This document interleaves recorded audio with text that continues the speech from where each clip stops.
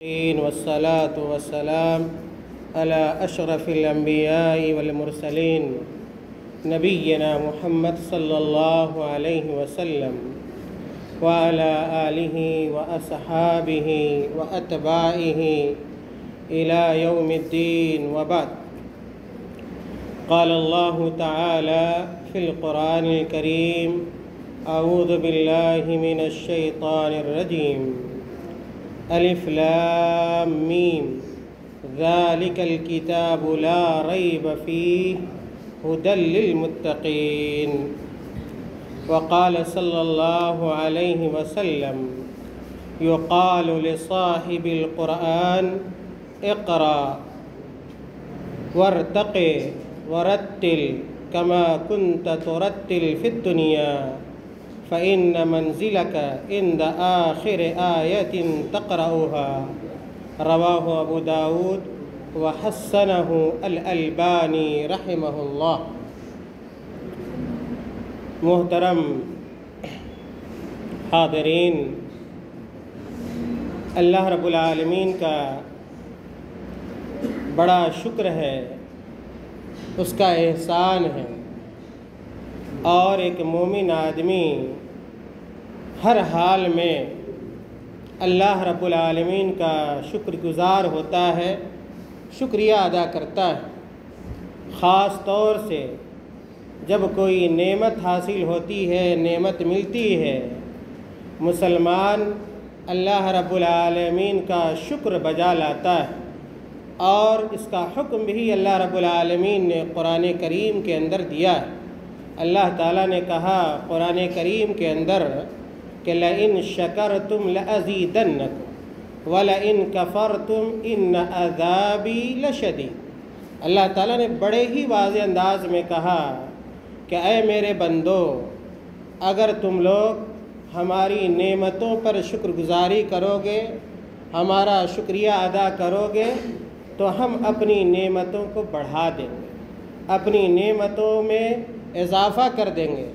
لیکن اگر تم نے ہماری نعمتوں کی ناقدری کی، ہماری نعمتوں کو اگر تم نے بھلا ڈالا، تو یاد رکھو کہ وَإِنَّ عَذَابِي لَشَدِيدٌ، کہ اگر ہم پکڑنے پہ آتے ہیں اور عذاب دینے پر آتے ہیں تو دنیا کی کوئی طاقت تمہیں بچا نہیں سکتی. میرے بھائیوں، تو یہ شکر کا مقام ہے کہ اللہ تعالیٰ نے اس ماہ مبارک میں، رمضان کے اس پاک مہینے میں، اللہ تعالیٰ نے ہمیں قرآن سننے کی توفیق عطا فرمائی. اللہ تعالیٰ نے ہمیں قیام اللیل، تراویح پڑھنے کی توفیق عطا فرمائی ہے. میرے بھائیو، اللہ کے رسول صلی اللہ علیہ وسلم کی حدیث کو یاد کیجیے کہ اللہ کے رسول صلی اللہ علیہ وسلم نے کہا، وہ حدیث بار بار آپ لوگوں نے سنی ہے، آپ صلی اللہ علیہ وسلم کا یہ ارشاد گرامی کہ من قام رمضان ایمانا و احتسابا غفر له ما تقدم من ذنبه.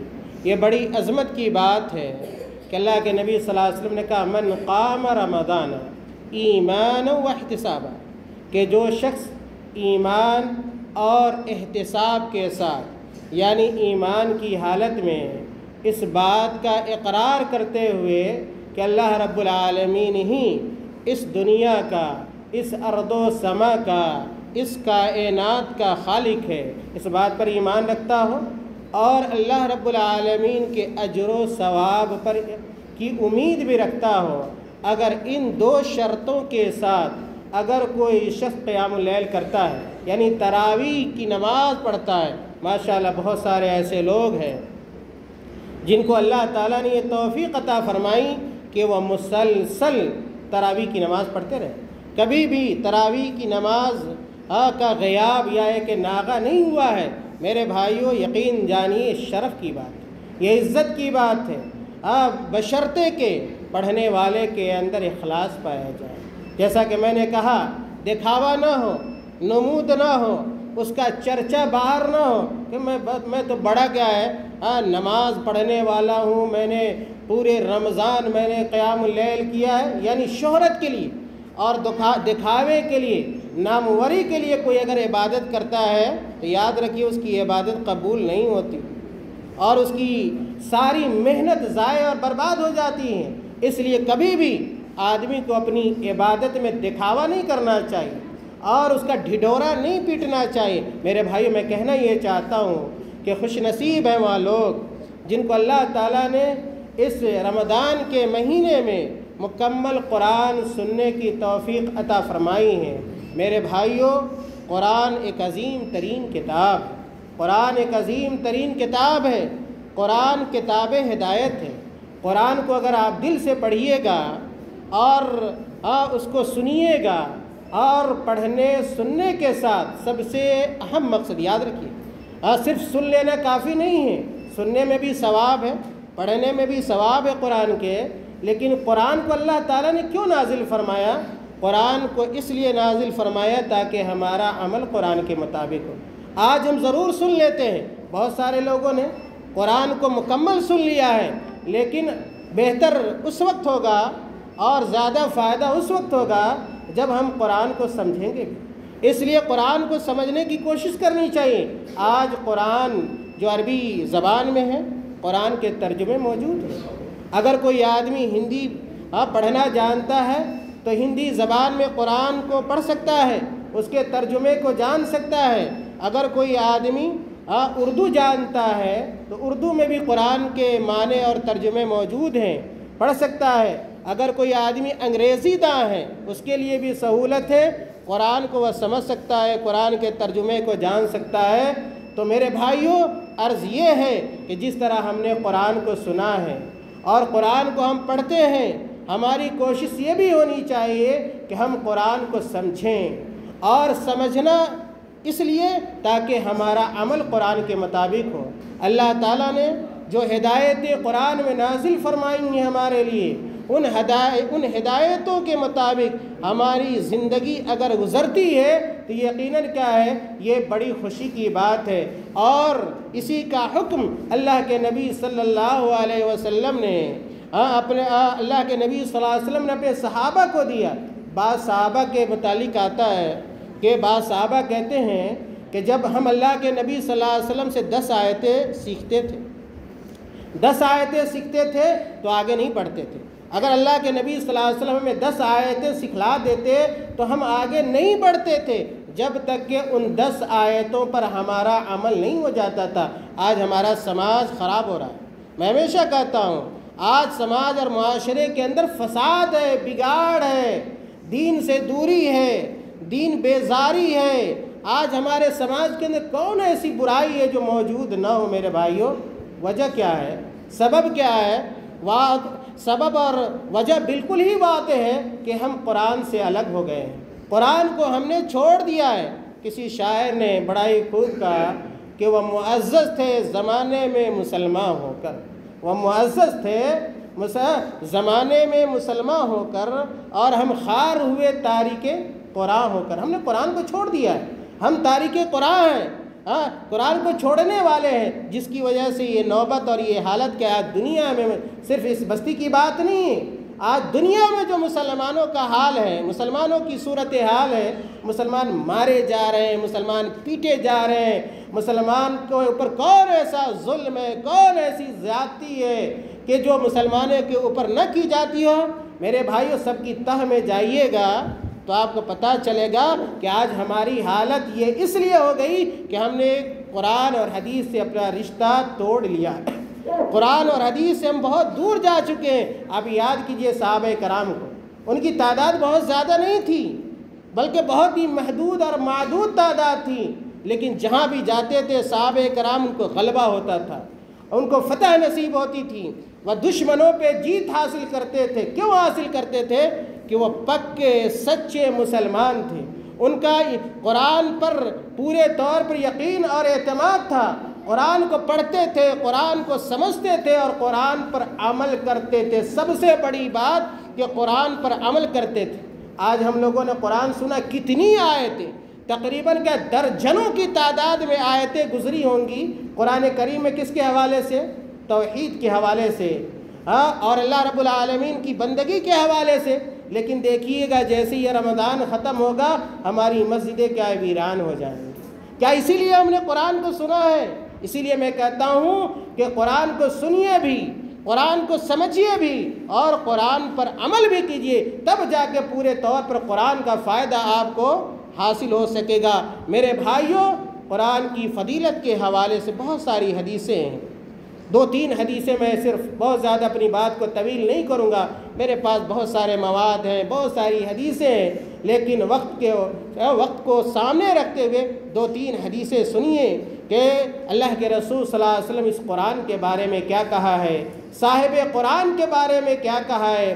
میرے بھائیوں، حضرت ابو ہریرہ رضی اللہ تعالیٰ عنہ، حضرت ابو ہریرہ رضی اللہ تعالیٰ عنہ، بچوں کو خاص طور سے غور سے سننا چاہیے کہ ابو ہریرہ رضی اللہ تعالیٰ عنہ بڑے مشہور صحابی ہیں۔ آج ہمارے بچوں کو اسلام کے بارے میں پتہ نہیں ہے، رسول اللہ صلی اللہ علیہ وسلم کے بارے میں پتہ نہیں ہے، آج ہمارے بچوں کو صحابہ کے بارے میں نہیں معلومات ہے، صحابیات کے بارے میں نہیں معلومات، ان کو ساری معلومات موبائل کے حوالے سے، اور کیا ہے، اسی طرح بہت ساری جو غلط سلط چیزیں ہیں ان کی معلومات ہے، لیکن گارجین کے پاس اتنا وقت نہیں ہے، والدین ماؤں کے پاس، خاص طور سے ماں کیا روٹی بھی بنائے گی تو موبائل دیکھ کر روٹی بناتی ہے، ترکاری بھی سبزی بھی بنائے گی تو موبائل دیکھ کر بناتی ہے، بچوں کے لیے وقت نہیں، اس لیے ہمارے بچے ضائع ہو رہے ہیں، خراب ہو رہے ہیں، بچے کی زبانوں پہ گالیاں ہیں، ان کو نماز کا طریقہ نہیں معلوم، ان کو دعائیں یاد نہیں ہے۔ بھائی یہ کس کی ذمہ داری ہے؟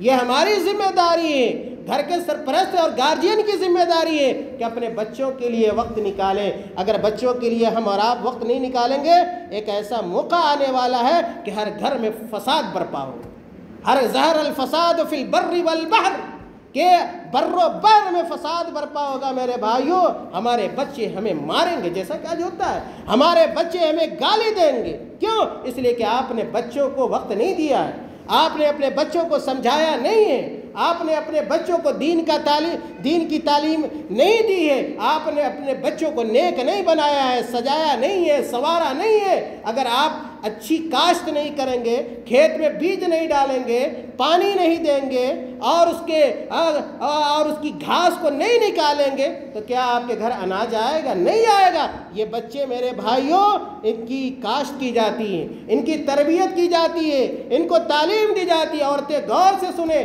جو اپنے بچوں کو وقت نہیں دیا کرتی ہیں، اپنے بچوں کو جو والدین ضائع کر رہے ہیں، واللہ بڑا افسوس ہوتا ہے جب آج کے نوجوانوں کو دیکھا جاتا ہے، آج کے بچوں کو دیکھا جاتا ہے، ان کے اندر ادب نہیں ہے، ان کے اندر احترام نہیں ہے، نہ بڑوں کا احترام ہے، نہ والدین کا احترام ہے، نہ بزرگوں کا احترام ہے، نہ اپنے رشتہ داروں کا احترام ہے، نہ ان کو اللہ کے بارے میں معلوم، نہ اللہ کے رسول کے بارے میں معلوم۔ میرے بھائیوں، تو میں کہہ رہا تھا کہ دیکھیے ابو ہریرہ رضی اللہ تعالیٰ عنہ بڑے مشہور صحابی، اور صحابہ میں سب سے زیادہ، یاد رکھیے، صحابہ میں سب سے زیادہ حدیث کو روایت کرنے والے یہی صحابی ابو ہریرہ رضی اللہ تعالیٰ عنہ، تقریباً 5000 سے زائد حدیثیں ان سے مروی ہیں، انہی سے روایت ہے یہ حدیث۔ کہتے ہیں کہ اللہ کے رسول صلی اللہ علیہ وسلم نے کہا، مجتمع قوم فی بیت من بیوت اللہ یتلون کتاب اللہ ویتدارسونہ بینہم الا نزلت علیہم السکینہ۔ کہتے ہیں ابو ہریرہ رضی اللہ تعالیٰ عنہ کہ اللہ کے رسول صلی اللہ علیہ وسلم نے کہا کہ جب کوئی جماعت، جیسے آج یہ جماعت بیٹھی ہوئی نا، ہم اور آپ بیٹھے ہوئے، یہ جماعت ہے، یہ قوم ہے، تو اللہ کے نبی صلی اللہ علیہ وسلم نے کہا کہ جب کوئی جماعت اللہ کے گھروں میں سے کسی گھر میں بیٹھ کر قرآن کی تلاوت کرتی، یتلون کتاب اللہ۔ میرے بھائیوں یاد رکھیے، سب سے مبارک جگہ یہ مسجد، سب سے مبارک جگہ۔ آج کیا بیشتر لوگوں کا ٹھکانہ کہاں ہوتا ہے؟ چوک پہ ہوتا ہے، چوراہے پہ ہوتا ہے، دل نہیں لگتا ہے تو کہاں چلے جاتے ہیں؟ بازار چلے جاتے ہیں، دن میں 4 مرتبہ جاتے ہیں، بلا کسی ضرورت کے اپنا پیسہ خرچ کرتے ہیں۔ یاد رکھیے، اگر آپ کا دل نہ لگے تو آپ مسجد آیا کیجیے، مسجد کو آباد کیجیے۔ اللہ کے نبی نے ایک حدیث کے اندر کہا، خیر بقاء الدنیا مساجد ہوا، سب سے بہترین جگہ اگر کوئی ہے تو وہ مسجد ہے، اور سب سے بدترین جگہ اگر کوئی ہے تو کیا ہے؟ بازار ہے۔ تو آج ہمارے مردوں کا بھی سب سے من پسند جگہ کون ہے؟ بازار ہے، اور عورتیں بھی کہاں نظر آتی ہیں؟ زیادہ سے زیادہ بازار میں نظر آتی ہیں۔ میرے بھائیوں، تو اللہ کے رسول صلی اللہ علیہ وسلم نے کہا کہ اگر کوئی جماعت اللہ کے گھروں میں سے کسی گھر میں بیٹھ کر کیا کرتی، یتلون کتاب اللہ، یتلون کتاب اللہ، مسجد میں آئیے تو نیتا گیری نہیں کیجیے۔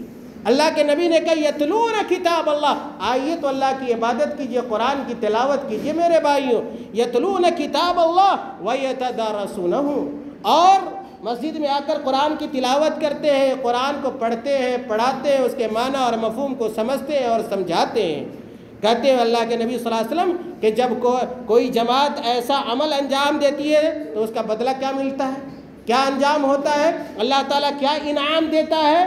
دیکھیے اللہ کے نبی صلی اللہ علیہ وسلم کہتے ہیں اِلَّا نَزَلَتْ عَلَيْهِمُ السَّكِينَةُ، اِلَّا نَزَلَتْ عَلَيْهِمُ السَّكِينَةُ، جب لوگ مسجد میں آ کر قرآن پڑھیں گے، قرآن کو سمجھیں گے، قرآن کو پڑھائیں گے، اللہ رب العالمین کی طرف سے ان کے اوپر کیا ہوگا، سکون نازل ہوگا، سکون، اطمینان، جو آپ کو سکون کہیں نہیں مل پائے گا، نہ پیسے میں ملے گا، نہ بینک بیلنس میں ملے گا، نہ تجارت میں ملے گا، نہ موبائل میں ملے گا، نہ ویڈیو میں ملے گا، نہ واٹس ایپ میں ملے گا، نہ فیس بک میں ملے گا۔ وہ سکون آپ کو کہاں ملنے والا ہے، قرآن کی تلاوت میں ملنے والا ہے۔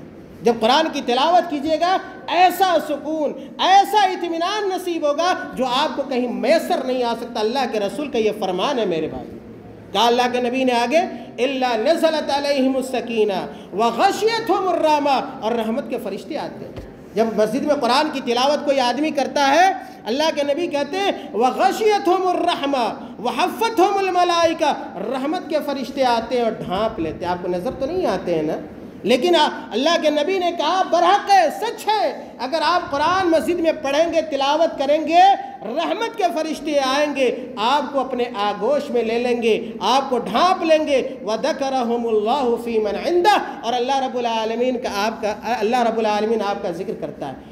آپ دنیا میں مسجد میں بیٹھ کر قرآن کی تلاوت کر رہے ہیں، پڑھ رہے ہیں، پڑھا رہے ہیں، اور آپ کی عزت دیکھیے کتنی بلند ہو رہی ہے کہ اللہ تعالیٰ عرش پر آپ کا تذکرہ کر رہا ہے، عرش پر آپ کا تذکرہ ہو رہا ہے، آپ کا نام اللہ تعالیٰ اپنے فرشتوں کے مابین کیا لے رہا ہے کہ دیکھو میرا یہ بندہ، یہ عبداللہ، یہ عبد الرحمن، یہ عبد الرشید، یہ عبد الجبار، یہ عبد الستار، میرا بندہ اس مسجد میں بیٹھ کر میری کتاب کو پڑھ رہا ہے، میری آیتوں کو ذکر کر رہا ہے، قرآن کو پڑھ رہا ہے، پڑھا رہا ہے۔ میرے بھائیو، یہ خوش نصیب ہے وہ لوگ جو مسجد میں آ کر اپنا وقت گزارتے ہیں اور قرآن کی تلاوت کرتے ہیں۔ یہ اللہ کے رسول صلی اللہ علیہ وسلم کی حدیث ہے، امام ابو داؤد رحمۃ اللہ علیہ نے اس حدیث کو بیان کیا۔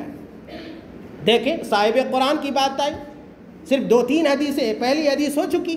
ہاں، صاحب قرآن جنہوں نے قرآن سنایا ہے میرے بھائیوں، اسی لیے میں کہتا ہوں اپنے بچوں کو قرآن پڑھائیے، قرآن سکھائیے، مکتب کا انتظام ہونا چاہیے۔ شکریہ ادا کیجئے ان لوگوں کا جو مکتب کا انتظام کیے ہوئے ہیں، ان کا ہاتھ بٹائیے اور ان کا تعاون کیجئے۔ جو مساجد کے اندر، جو مدرسے کے اندر مکتب چلاتے ہیں، ان کا بڑھ چڑھ کر کے تعاون کرنے کی ضرورت ہے۔ اگر آپ کے بچے قرآن نہیں سیکھیں گے نا، ضائع ہو جائیں گے، دنیا کا ہر علم جان لیں گے لیکن اللہ سے غافل ہوں گے، اللہ کے رسول صلی اللہ علیہ وسلم کی معرفت نہیں ہوگی، اور آپ کے حقوق کو نہیں جانیں گے، والدین کی قدر نہیں کریں گے اگر وہ قرآن نہیں جانیں گے، حدیث نہیں جانیں گے۔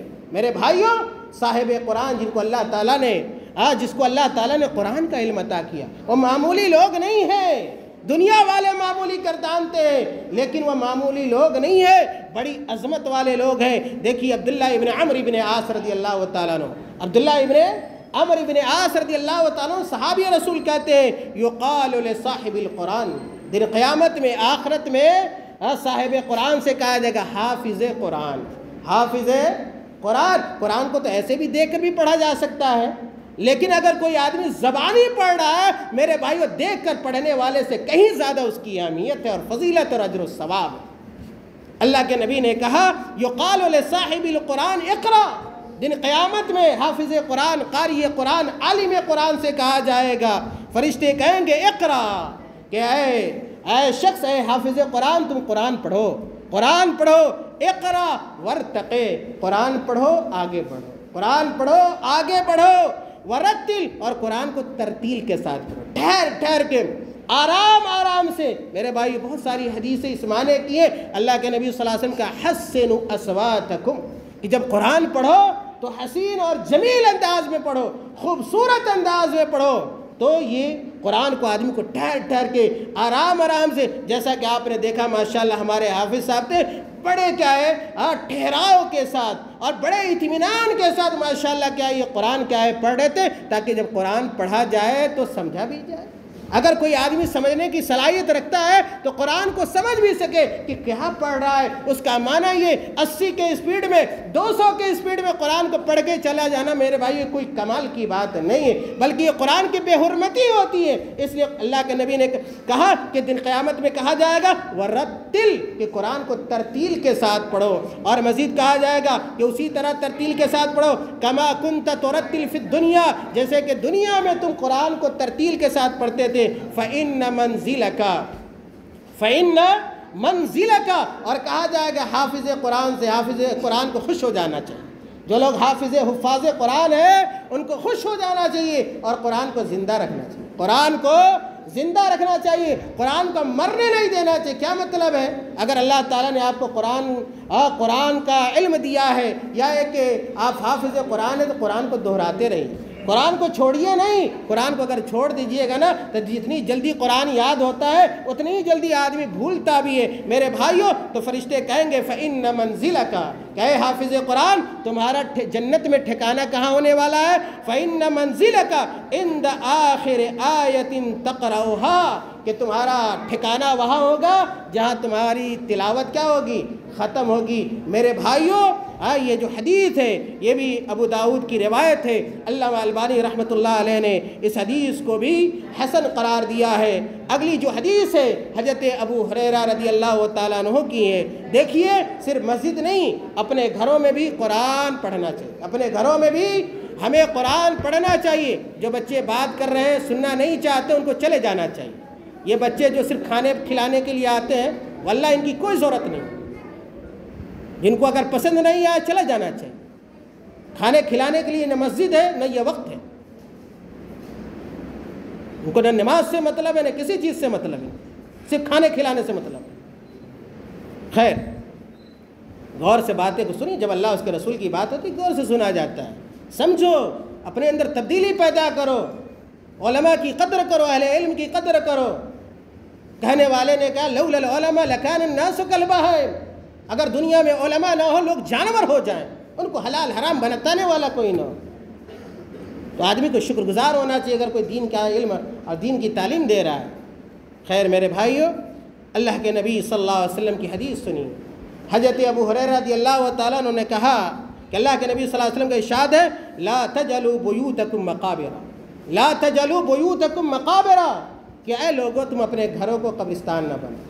اپنے گھروں کو، آج کیا ہوتا ہے ہمارے گھروں میں کیا ہے؟ ٹیلی ویژن چل رہا ہے، ہاں فل ساؤنڈ کے ساتھ چل رہا ہے، موبائل چل رہا ہے، لیکن قرآن نہیں چل رہا ہے۔ قرآن کیا ہے؟ آپ سعودی عرب میں چلے جائیے، سعودی عرب کی کسی بھی دکان میں چلے جائیے، خاص طور سے مکہ اور مدینہ کے اندر چلے جائیے، ہر دکان میں آپ کو قرآن چلتا ہوا نظر آئے گا۔ اذاعۃ القرآن، قرآن کا ایک باضابطہ کیا چینل ہی ہے۔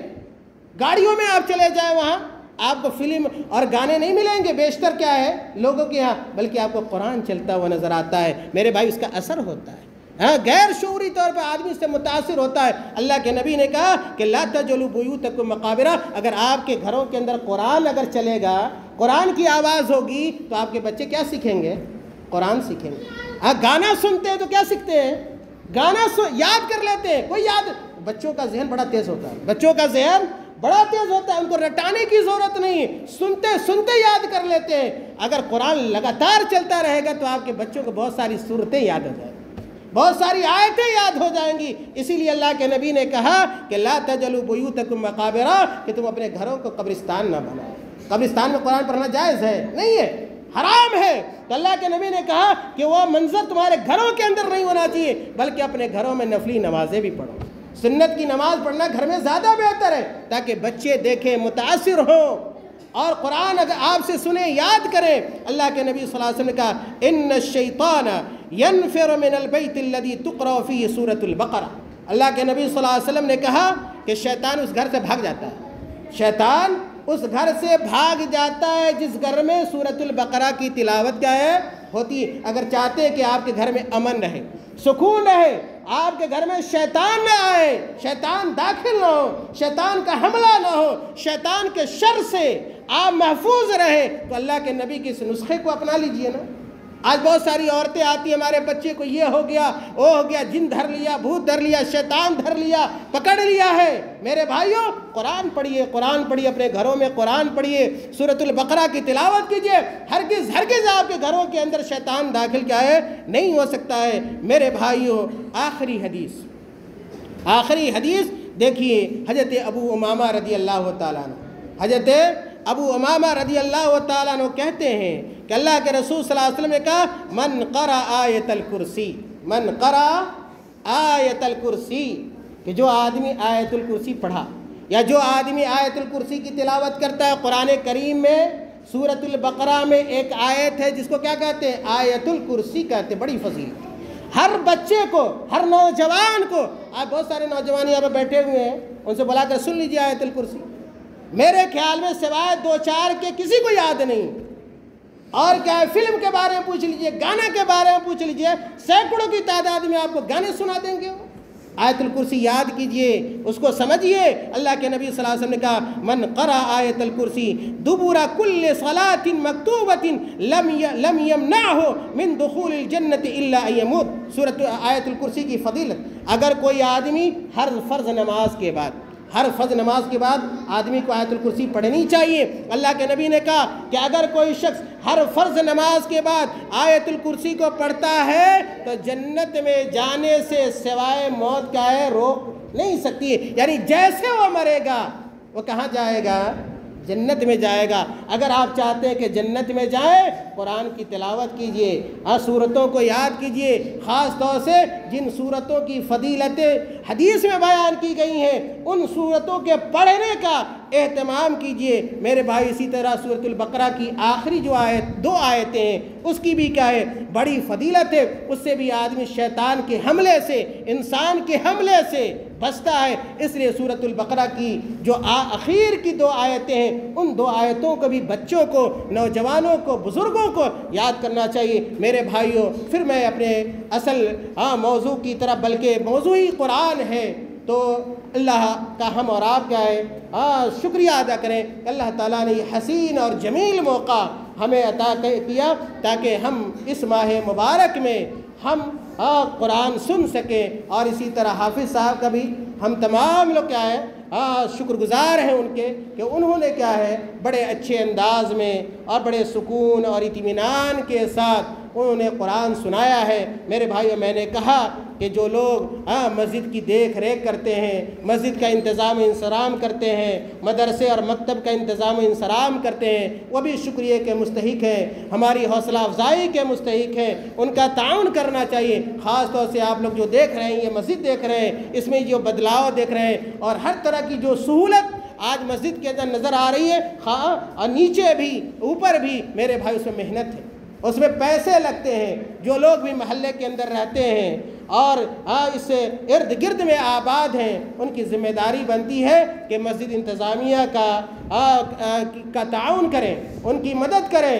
خاص طور سے جو بیسمنٹ میں جو سنگ مرمر وغیرہ، ٹائلس وغیرہ لگایا گیا ہے، اس کا قرض بھی ہے مسجد کے اوپر۔ چنانچہ آپ تمام لوگوں سے گزارش ہے کہ بڑھ چڑھ کے کیا ہے آپ حصہ لیجئے، تاکہ اس طرح کا مزید کام اور بہتر عمل، بہترین سہولت کیا ہے آپ کو میسر آ سکے۔ اور خاص طور سے جو مسجد مقروض ہے، اس قرض کی ادائیگی کا بھی ہمیں اور آپ کو کیا ہے مل جل کر انتظام کرنا چاہیے۔ میرے بھائیوں، آخر میں اللہ تعالیٰ سے دعا کریں کہ اللہ تعالیٰ ہمیں اور آپ کو اسی طرح کار خیر کی، عمل صالح کی توفیق عطا فرماتا رہے۔ جو کچھ ہم نے اس ماہ مبارک میں اعمال انجام دیے ہیں، اللہ تعالیٰ ان اعمال کو اللہ تعالیٰ قبول فرما لے، اور ہمیں جب تک اس دنیا کے اندر زندہ رکھے، کتاب و سنت کا داعی اور سپاہی بنا کر زندہ رکھے، اور جب ہمارا خاتمہ ہو ایمان پر ہو۔ وآخر دعوانا الحمدللہ۔